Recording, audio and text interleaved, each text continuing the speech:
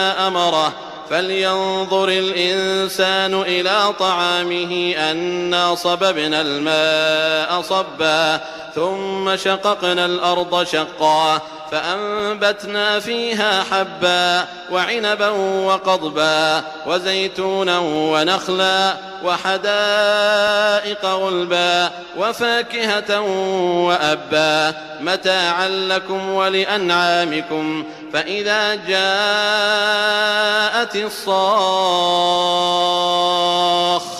يوم يفر المرء من أخيه وأمه وأبيه وصاحبته وبنيه لكل امرئ منهم يومئذ